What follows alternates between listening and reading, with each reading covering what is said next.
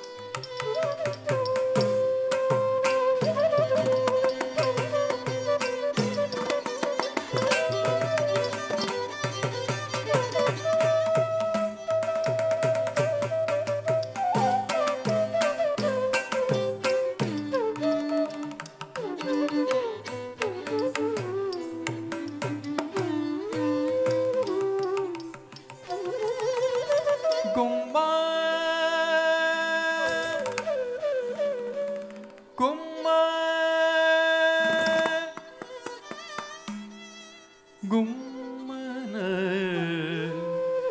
ಕರೆಯದಿರೆ ಗುಮ್ಮನ ಕರೆಯದಿರೆ ಅಮ್ಮ ನೀನು ಗುಮ್ಮನ ಕರೆಯದಿರೆ ಅಮ್ಮ ನೀನು ಗುಮ್ಮನ ಕರೆಯದಿರೆ ಸುಮ್ಮನೆ ಇದ್ದೆನು ಸುಮ್ಮನೆ ಇದ್ದೆನು ಅಮ್ಮಿಯ ಬೇಡೆನು ಸುಮ್ಮನೆ ಇದ್ದೆನು ಅಮ್ಮಿಯ ಬೇಡೆನು ಮಮ್ಮು ಉಣ್ಣುತ್ತೇನೆ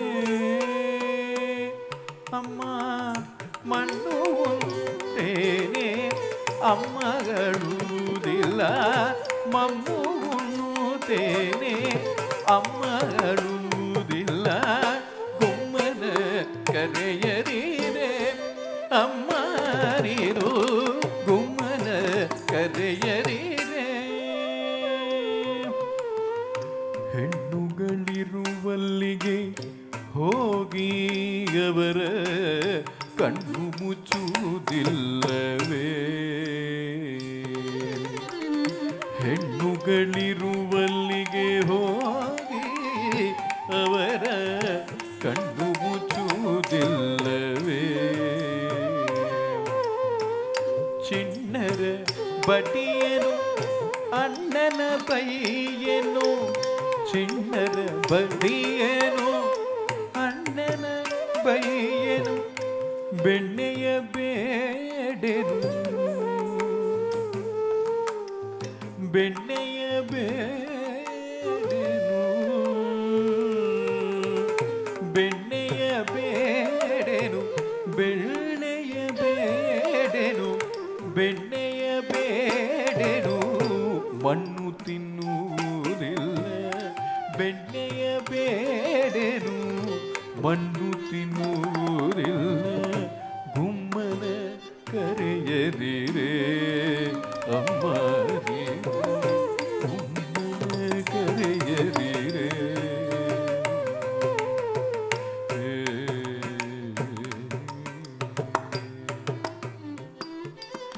ಬಾವಿಗೆ ಹೋಗೆ ಕಾಣೆ ಅಮ್ಮ ಹಾವಿನೊಳಾಡೆ ಕಾಣೆ ಬಾವಿಗೆ ಹೋಗೆ ಕಾಣೆ ಅಮ್ಮ ಹಾವಿನೊಳಾಡೆ ಕಾಣೆ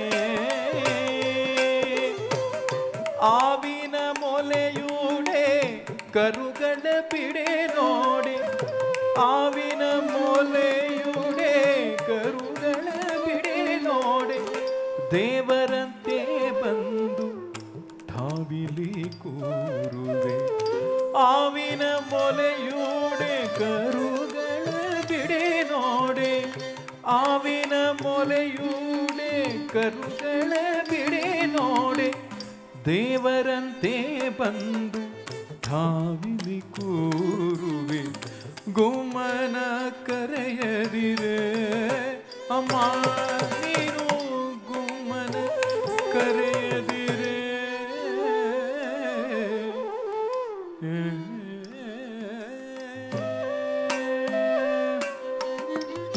ಮಗನ ಮಾತ ಕೇಳಿ ಮಗನ ಮಾತ ಕೇಳಿ ಗೋಪೀದೇವಿ ಮುಗುಳು ನಗೆಯ ನಗೂತ ಮಗನ ಮಾತ ಕೇಳಿ ಗೋಪೀದೇವಿ ಮುಗುಳು ನಗೆಯ ನಗೂತ ಜಗದೊಡೆಯ ಶ್ರೀ ಪುರಂದರ ವಿಠಲನ ಜಗದೊಡೆಯ ಶ್ರೀ ಪುರಂದರ ವಿಠಲನ ಬಿಗಿದಪ್ಪಿಕೊಂಡಳು ಮೋಹದಿಂದ ಬಿಗಿದಪ್ಪಿಕೊಂಡಳು ಮೋಹದಿಂದ ಗುಮ್ಮನ ಕರೆಯದಿರೆ ಗುಮ್ಮನ ಕರೆಯದಿರೆ ಅಮ್ಮ ಗುಮ್ಮನ ಕರೆಯದಿರೆ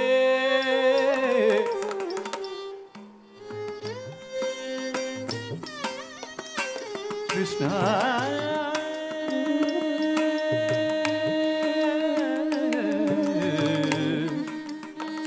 ರಂಗ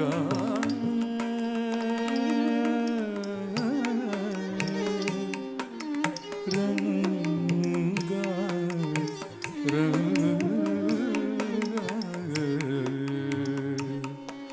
ಕೃಷ್ಣ ಕೃಷ್ಣ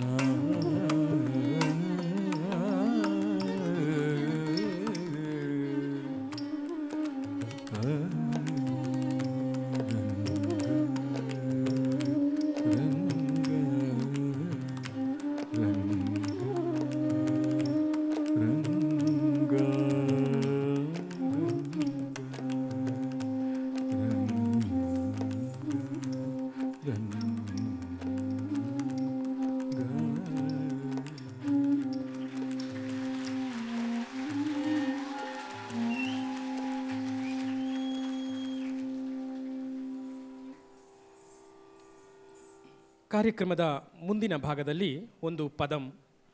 ಸಾಮಾನ್ಯವಾಗಿ ಪದಂಗಳಲ್ಲಿ ಶೃಂಗಾರ ರಸವನ್ನು ನಾವು ಕಾಣುತ್ತೇವೆ. ತಮ್ಮ ತಮ್ಮ ಸ್ವಭಾವಕ್ಕೆ ಅನುಗುಣವಾಗಿ ನಾಯಕಿಯರು ತಮ್ಮ ತಮ್ಮ ನಾಯಕನ ಬಗೆಗಿನ ಅನುರಾಗವನ್ನು ಇಲ್ಲಿ ಭಿನ್ನವಿಸಿಕೊಳ್ಳುತ್ತಾರೆ.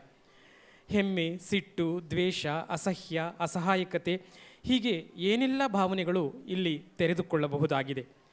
ಇಂದು ತೇಜಶ್ರೀ ನರ್ತಿಸುತ್ತಿರುವ ಪದಂ ಕೂಡ ಅಂತಹ ಒಂದು ವಿಶೇಷ ಅಭಿವ್ಯಕ್ತಿಯನ್ನು ಬಿಡಿಸುತ್ತದೆ. ಇಲ್ಲಿ ಇಬ್ಬರು ನಾಯಕಿಯರು, ಒಬ್ಬಳು ಜ್ಯೇಷ್ಠ ಮತ್ತೊಬ್ಬಳು ಕನಿಷ್ಠ. ಕನಿಷ್ಠ ನಾಯಕಿ ಈಗ ಅತಿಯಾದ ಸಿರಿವಂತಿಕೆಯಲ್ಲಿ ಮೆರೆಯುತ್ತಿದ್ದಾಳೆ. ಬೇರೆಯವರ ಬಗ್ಗೆ ಇಲ್ಲ ಸಲ್ಲದ ಗಾಳಿ ಮಾತುಗಳನ್ನು ಆಡುತ್ತಿದ್ದಾಳೆ. ಆದರೆ ಅವಳು ಹಿಂದೆ ಇದ್ದ ಸ್ಥಿತಿ ಬಗ್ಗೆ ಜ್ಯೇಷ್ಠ ನಾಯಕಿಗೆ ಗೊತ್ತು. ಹಾಗಾಗಿ ಅವಳು ಹೀಗೆ ಪ್ರತಿಕ್ರಿಯಿಸುತ್ತಾಳೆ ತನ್ನ ಗೆಳತಿಯ ಜೊತೆ. ಇಂದೆಲ್ಲ ಅವಳು ಹೇಗಿದ್ದಳು ಎಂದು ನನಗೆ ಗೊತ್ತು.